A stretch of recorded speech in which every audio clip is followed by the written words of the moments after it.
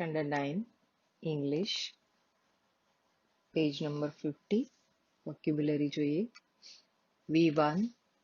Find the sentences having a group of words almost similar in meaning in the text.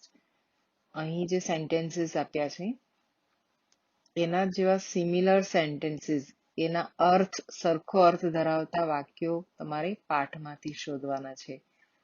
તો જોઈએ પહેલું sentence. Your great work for the society will get very large praise. કે સમાજ માટેનું તમારું આ મહાન કાર્યને ખૂબ જ પ્રશંસા મળશે. તો આવું વાક્ય પાઠમાં ક્યાં છે મિત્રો? તો એ આપણે જોઈ શકીએ કે પેજ નંબર 58 પર છે કે In the world of architecture, the beautiful idea has received immense appreciation. એટલે બેઠા અવાજ વાક્યો નહીં, પણ એવો ભાવ દર્શાવતા વાક્યો તમારે પાઠમાં અંડરલાઈન કરી દેવાના, એની સામે આ નંબર લખી દેવાના કે 1 2 3 4 5. તો આ રીતે આ તમારે ટેક્સ્ટ બુકમાં જ કરવાની છે. Let us see V2.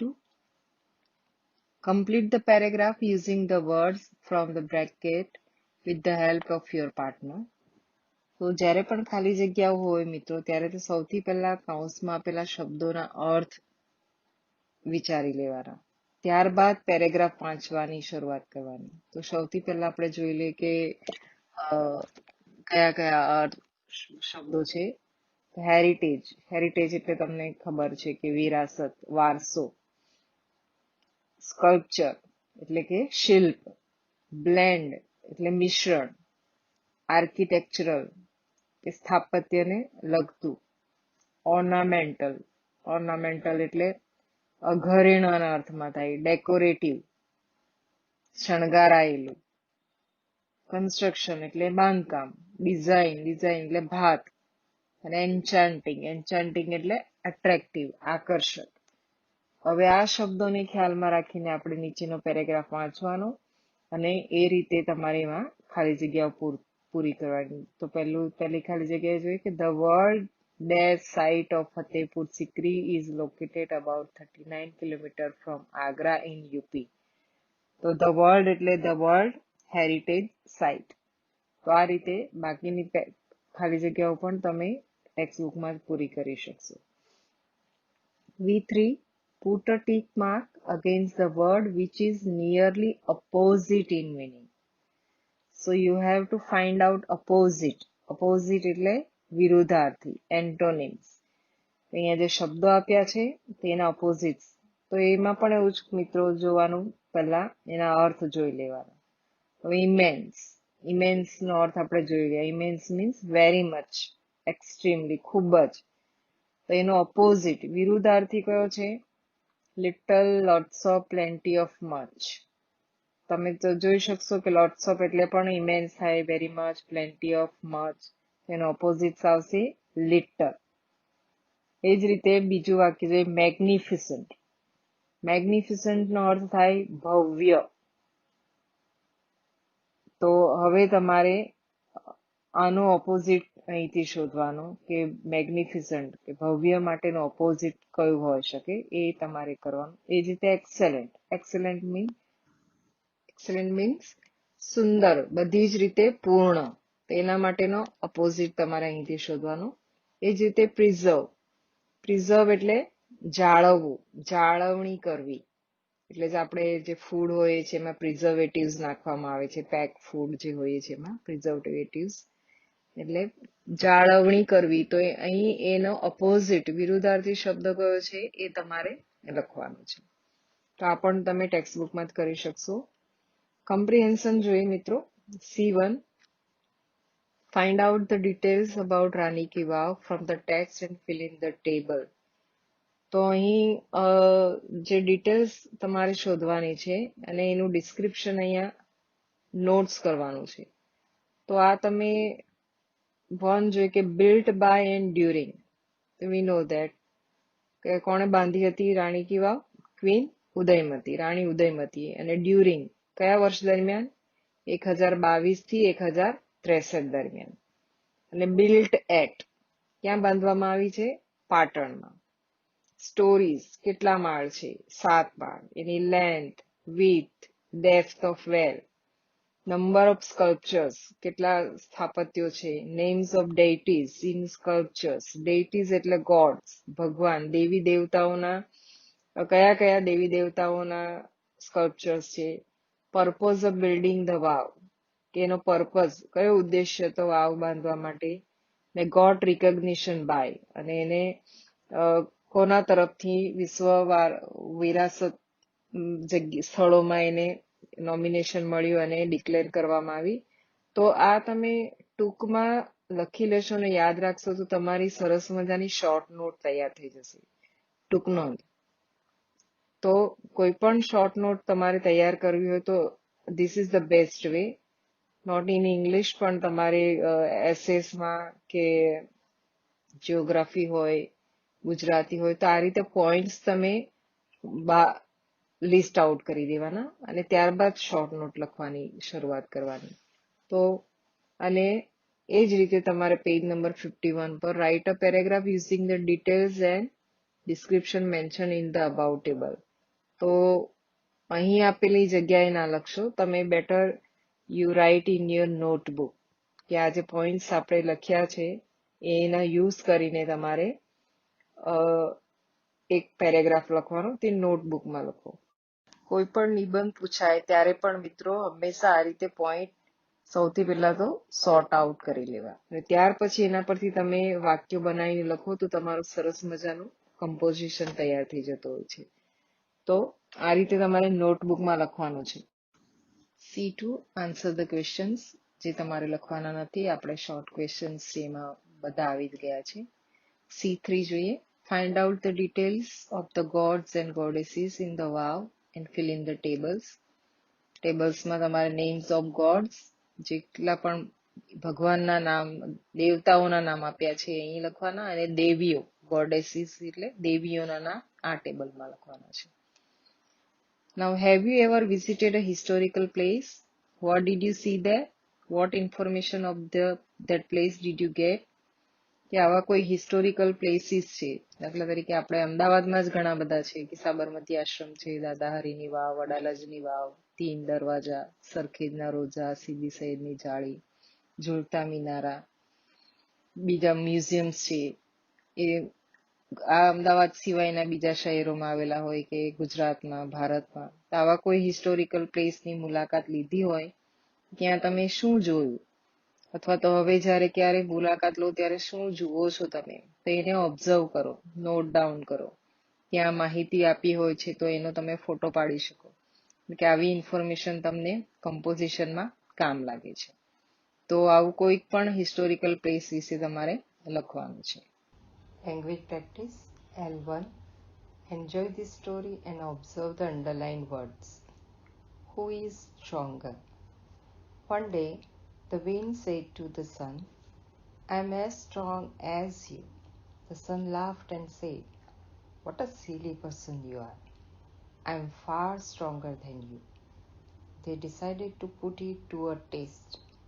There goes a man with a jacket along the mountain road, said the wind.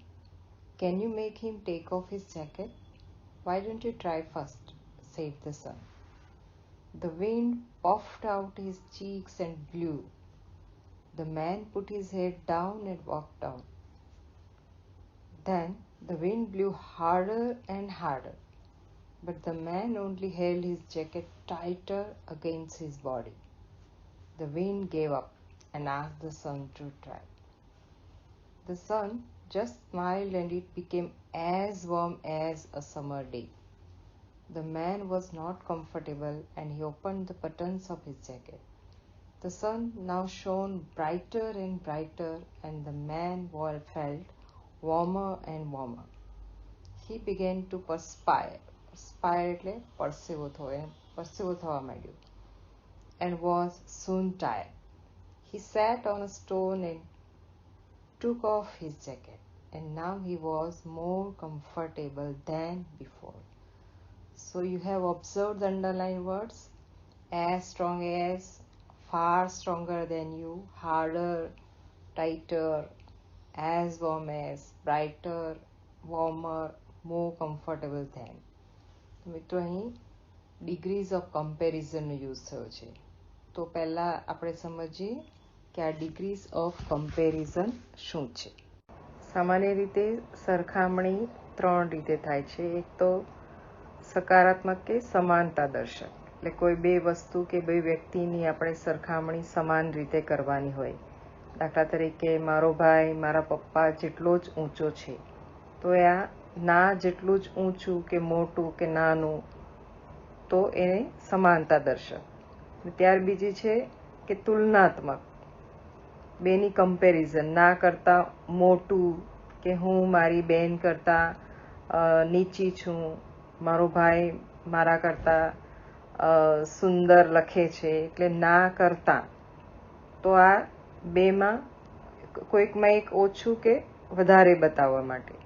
ને ત્રીજી છે એ શ્રેષ્ઠતા દર્શક, સૌથી મોટું, કે મારા પપ્પા ઘરમાં સૌથી મોટા છે, કે વર્ગખંડમાં હિમાની સૌથી ઊંચી છોકરી છે, તો સૌથી ઊંચું સૌથી મોટું, તો આ શ્રેષ્ઠતા દર્શક છે.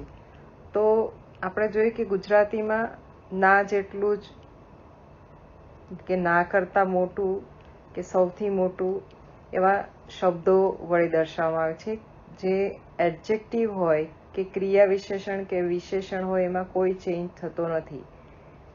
જ્યારે અંગ્રેજી ભાષામાં શું થાય છે કે આ જે ત્રણેય ડિગ્રીઝ બતાવવા માટે, કે એડજેક્ટિવ કે એડવર્બ, વિશેષણ કે ક્રિયા વિશેષણનું 3 જુદા જુદા રૂપમાં પરિવર્તન થાય છે, જેને ડિગ્રીઝ ઓફ કમ્પેરિઝન તરીકે આપણે ઓળખીએ છીએ. તો પહેલી ડિગ્રી જે છે પોઝિટિવ ડિગ્રી, કે જેને સકારાત્મક દર્શક કે સમાનતા દર્શક કહેવાય. બીજી છે કમ્પેરેટિવ ડિગ્રી, તુલનાત્મક, કે સરખામણી કરવામાં આવી, એનાથી ઊંચો છે, એનાથી નીચો છે, એના કરતાં વધારે ઝડપથી ચાલે છે. અને ત્રીજે છે સુપરલેટિવ ડિગ્રી, શ્રેષ્ઠતા દર્શક, શ્રેષ્ઠતમ, એનાથી ઉપર, હિમાલય સૌથી ઊંચો પહાડ છે, કે તાજમહાલ સૌથી સુંદર મોન્યુમેન્ટ છે. તો શ્રેષ્ઠતા દર્શક, એનાથી આગળ કોઈ નથી હોતું. તો આપણે હવે ડિટેલમાં શીખીએ કઈ રીતે આ ત્રણેય ડિગ્રીઝનો ઉપયોગ થાય છે. તો પહેલી છે પોઝિટિવ ડિગ્રી, સકારાત્મક અને સમાનતા દર્શક. કોઈ વ્યક્તિ, વસ્તુ, પશુ, પંખી કે કંઈ પણ માં બે કોઈક સામાન્ય ગુણ બતાવવા માટે, સકારાત્મક દર્શાવવા માટે આ ડિગ્રીનો ઉપયોગ થાય છે. કે a peacock is a beautiful bird, કે એનો મોર એ સુંદર પક્ષી છે, કે એનો ગુણ દર્શાવે છે. કે my mother is very kind, મારી માં ખૂબ જ દયાળુ છે. માય વોચ ઇઝ કોસ્ટલી, તો આ એના ગુણ દર્શાવે છે. તો બ્યુટીફુલ, કાઇન્ડ, કોસ્ટલી એ જે છે એ વ્યક્તિ કે વસ્તુના ગુણો દર્શાવે છે, કે જેને આપણે વિશેષણ કહીએ છીએ.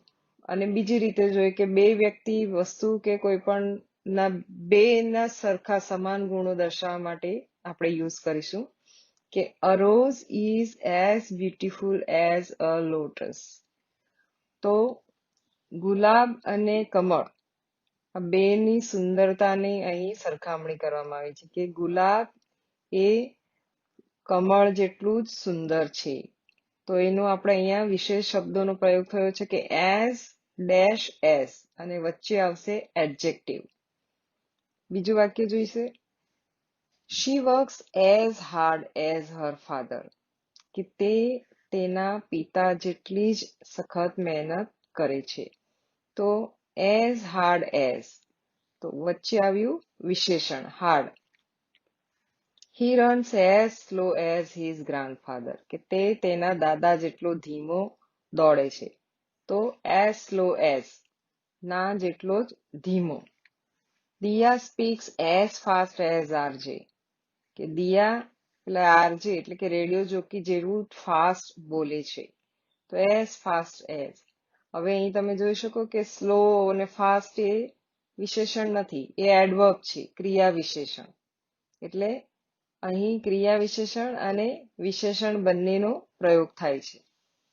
કે riverfront is as famous as Kankaria lake, કે રિવરફ્રન્ટ કાંકરિયા લેક જેટલું જ ફેમસ છે, પ્રસિદ્ધ છે.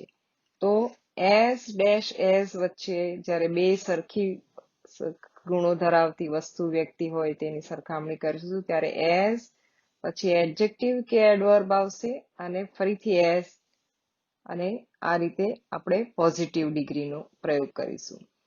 તો અહીંયા હવે જોઈશું આપણે બીજી કમ્પેરેટિવ ડિગ્રી, કે તુલનાત્મક કે સરખામણી દર્શાવવા. હવે પેલા બંને પોઝિટિવ ડિગ્રીમાં શું છે, બંને ગુણો સરખા હતા. હવે અહીં તુલના છે, કોઈકમાં ઓછો છે કે વધારે છે. તો એની વાક્ય રચના કઈ રીતે થશે? પહેલાની વાક્ય રચના જોઈ કે એઝ ફાસ્ટ અને એઝ, જ્યારે હવે અહીં શું થશે કે એડજેક્ટિવ અથવા એડવર્બ ને ER લાગશે અને ધેન, યાદ રાખજો મિત્રો, આ ધેન THAN, ના કરતા એવો અર્થ થશે. અને બે રીતે થશે કે મોર લાગશે, પછી એડજેક્ટિવ અને ધેન. શા માટે આ બે જુદી જુદી વાક્ય રચના છે હું તમને પછી સમજાવું, કારણ કે ઘણા ક્રિયાપદ કે એડવર્બમાં ER જ લાગશે અને ઘણામાં ER નથી લાગતું, તો તેની આગળ મોર લાગશે. તો હું તમને પછી સમજાવું કે આગળ. તો પહેલા વાક્ય જોઈશું એક, કે Gandhinagar is greener than Ahmedabad, કે ગાંધીનગર અમદાવાદ કરતા હરિયાળું છે. હવે ગ્રીનર, ગ્રીનની પાછળ આ વિશેષણ છે, વિશેષણની પાછળ ER લાગ્યું છે અને ધેન, કે અમદાવાદ કરતા ગાંધીનગર હરિયાળું છે. Amit runs faster than Sumit, કે અમિત સુમિત કરતા ઝડપથી દોડે છે. તો ફાસ્ટ ની પાછળ ER લાગશે, કે ફાસ્ટર ધેન. ત્રીજું છે Kankaria lake is more popular than Vastrapur lake, કે કાંકરિયા જે છે એ વસ્ત્રાપુર કરતા વધારે પ્રસિદ્ધ છે. હવે મિત્રો તમે અહીંયા ઓબ્ઝર્વ કર્યું છે કે અહીંયા પોપ્યુલર નથી લખાયું, પણ એના બદલે શું લખાયું છે કે મોર પોપ્યુલર ધેન. પછી ચોથું જોઈએ, knowledge is more useful than money, કે જ્ઞાન પૈસા કરતા વધારે ઉપયોગી છે. અહીંયા પણ ER નથી આવ્યું ક્રિયાપદ, વિશેષણની પાછળ more useful than. Shailaja sings better than her teacher, Shailaja એના ગુરુ કરતા વધારે સારું ગાય છે. તો અહીંયા ફરીથી ER આવ્યું છે. હવે તમને સમજાવું કે ક્યાં ER આવશે અને ક્યાં મોર આવશે. તો અંગ્રેજીમાં જે ક્રિયાપદ વન સિલેબલ એટલે એક જ એના પર સ્ટ્રેસ નથી આવતો, એક જ વારમાં બોલાય, તો એની પાછળ એવા ક્રિયાપદો કે એવા ક્રિયા વિશેષણો પાછળ ER લાગશે. દાખલા તરીકે ગ્રીન, આપણે ગ્રીન એક વન સિલેબલમાં બોલીએ છીએ, તો એની પાછળ ગ્રીનર ER લાગશે. Fast, short, long, happy, rich, slow. તો આવા જે વિશેષણ છે તો એક જ વારમાં બોલાય છે, એટલે એની પાછળ ER લાગે. જ્યારે તમે અહીંયા જોયું કે પોપ્યુલર, તો આ શબ્દ છે એના 3 ભાગ થાય છે. પોપ્યુલર એટલે આ એક કરતા વધારે સિલેબલમાં બોલાય છે, એટલે એની આગળ ER આવશે નહીં, એની આગળ શું આવે? મોર. એ જ રીતે યુઝફુલ, તો 2 સિલેબલમાં બોલાયો, યુઝફુલ, એટલે અહીંયા પણ ER નહીં આવશે, શું આવશે? મોર. તો સમજ પડી મિત્રો, કે જે શબ્દોના ભાગ પડતા નથી, જે ક્રિયા વિશેષણ કે વિશેષણના ભાગ પડતા નથી, એક જ સિલેબલમાં બોલાય છે, તો એની પાછળ ER આવશે, ને જે વિશેષણ કે એડવર્બ છે તેના જે ભાગ પડે છે, જે મોટે ભાગે લાંબા શબ્દો છે અને ભાગ પાડીને બોલવામાં આવે છે, તો તેની આગળ ER ના આવતા આગળ મોર આવશે અને પછી ધેન. તો આ રીતે કમ્પેરેટિવ ડિગ્રી બનશે, કે એની faster than, greener than, more popular than, more useful than. તો અહીં તમારે કમ્પેરેટિવમાં ક્રિયાપદ બદલાય છે. તો હવે જોઈશું આપણે ત્રીજું સુપરલેટિવ ડિગ્રી કે શ્રેષ્ઠતા દર્શક. તમારા સિલેબસમાં નથી પણ આપણે એ સાથે જોઈ જ લઈએ મિત્રો, જેથી તમને કામ લાગે છે. કારણ કે આનો ઉપયોગ આ બધી જ ડિગ્રીઝનો ઉપયોગ આપણે રોજબરોજ કરતા હોય છે, પણ આપણને ખબર નથી કે આ ગ્રામરનો ભાગ છે. તમે બોલો જ છો કે આ તો ધ બેસ્ટ છે, આઈ લાઈક ધીસ મોસ્ટ. તો બેસ્ટ, બેટર નાનો પ્રયોગ કરતા જ હોઈએ છીએ, પણ આપણે ખબર હોતી નથી. તો એના પણ બે જ રીતે બનશે કે આગળ ધ આર્ટિકલ લાગશે, પછી એડજેક્ટિવ કે એડવર્બ અને EST, કે જે વન સિલેબલ વાળા જે એડજેક્ટિવ્સ કે એડવર્બ છે એની આગળ ધ લાગીને EST, જ્યાં ER લાગતું હતું ત્યાં EST લાગશે, અને જ્યાં મોર લાગતું હતું ત્યાં ધ મોસ્ટ, અને પછી એડજેક્ટિવ આવશે. તો વાક્યો જોઈશું, તમને વધારે ખ્યાલ આવશે. The cheetah is the fastest animal. Fast એ વન સિલેબલમાં બોલાતો શબ્દ છે, એટલે એની પાછળ EST આવે અને શેનો ઉપયોગ થશે? The fastest. Platinum is the costliest metal. The costliest. હવે અહીં પણ જ્યાં વાય હશે, વાય જતો રહીને આઈ લાગીને EST લાગશે. સૌથી કિંમતી ધાતુ છે. The Statue of Unity is the tallest statue. The tallest. કારણ કે tall વન સિલેબલમાં ઉચ્ચાર થતો એડજેક્ટિવ છે. રાની ki Vav is the most famous place in Gujarat. જો હવે અહીંયા the most શા માટે પ્રયોગ થયો? કારણ કે ફેમસ ટુ સિલેબલમાં બોલાતો વર્ડ છે, એટલે અહીંની આગળ શું આવશે? The most famous place in Gujarat. Namo has become the most popular PM. Popular એ 3 સિલેબલમાં ઉચ્ચાર થતો શબ્દ છે, વિશેષણ છે, એટલે એની આગળ શું આવશે? The most. તો હવે તમને 3 ડિગ્રીમાં કઈ રીતે ચેન્જીસ થાય એ ખબર પડી ગઈ હશે, અને તમને વધારે સમજાવવા માટે કયા કયા શબ્દો કઈ રીતે આપણે ક્યાં ER લાગે છે, EST, એ આ નેક્સ્ટ પેજમાં જોઈએ. તો અહીં કેટલાક ઉદાહરણો છે કે adjective or adverb with one syllable. One સિલેબલમાં બોલાતા એડજેક્ટિવ્સ કે એડવર્બ છે કે fast, long, happy, rich, slow, loud, small. તો ઉદાહરણ છે. તો એનું કમ્પેરેટિવમાં થઈ જશે faster than, longer than, happier than, richer than, slower than. એ જ રીતે સુપરલેટિવમાં શું થશે એનું? The fastest, the longest, the happiest, the richest. તો આ રીતે જે વન સિલેબલમાં બોલાતા એડવર્બ કે એડજેક્ટિવ્સ હશે તેને પાછળ કમ્પેરેટિવમાં ER લાગશે, અને સુપરલેટિવમાં ધ લાગીને EST. તો બીજા જોઈશું કે એડજેક્ટિવ ને adverb with more than one syllable, કે જે લાંબા ઉચ્ચારવાળા શબ્દો કે જેના ભાગ થાય છે.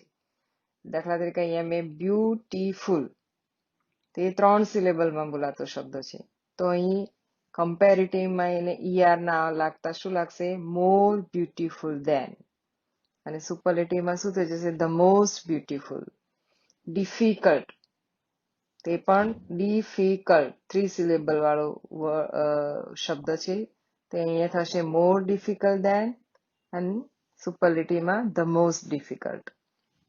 એક્સપેન્સિવ, ઇન્ટેલિજન્ટ, આવા જે લાંબા જે એડજેક્ટિવ્સ કે એડવર્બ્સ છે, મોટે ભાગે એડજેક્ટિવ્સ આવશે, તો એને કમ્પેરેટિવમાં મોર એક્સપેન્સિવ, મોર ધેન લાગશે, અને સુપરલેટિવમાં ધ મોસ્ટ લાગશે, અને પછી the most expensive, the most popular, the most intelligent સુપરલેટિવમાં થશે.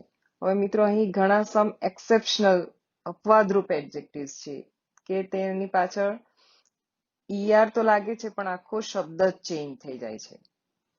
તે દાખલા તરીકે ગુડ, ગુડ નું બેટર થઈ જાય છે, ગુડર થતું નથી, ગુડ નું બેટર દેન, અને સુપરલેટિવમાં થઈ જાય છે ધ બેસ્ટ. એ જ રીતે બીજો શબ્દ છે વેલ, વેલ નું પણ બેટર થઈ જાય છે, બેટર દેન અને ધ બેસ્ટ. બેડ, બેડ નું થઈ જાય છે વર્સ દેન, અને સુપરલેટિવ થઈ જાય છે ધ વર્સ્ટ. પછી મચ, મચ નું છે મોર દેન. તમે આ તો ગણિતમાં યુઝ કરો છો મોર દેન એન્ડ લેસ દેન. એન્ડ સુપરલેટિવમાં થઈ જાય છે ધ મોસ્ટ. એ જ રીતે મેની નું મોર ધેન અને ધ મોસ્ટ. લિટલ, લિટલ નું થઈ જાય છે લેસ ધેન, ના કરતા ઓછું. અને ધ લિસ્ટ, ઓછામાં ઓછું. આપણે કહે છે એટલીસ્ટ, ઘણી વાર બોલીએ છીએ આપણે, તે સુપરલેટિવ ડિગ્રીનો પ્રયોગ છે. તો આ અપવાદરૂપ છે એ યાદ રાખવાના, ત્રણેય ડિગ્રીઝમાં કયા કયા શબ્દો ચેન્જ થઈ જાય છે. અને બાકીનું તમને ખબર પડી ગઈ હશે કે ક્યાં ઈઆર લાગશે અને ક્યાં મોર લાગશે. તો હવે જ્યારે પણ વાંચો ત્યારે આ વસ્તુ યાદ રાખજો. Thank you very much. Have a nice time.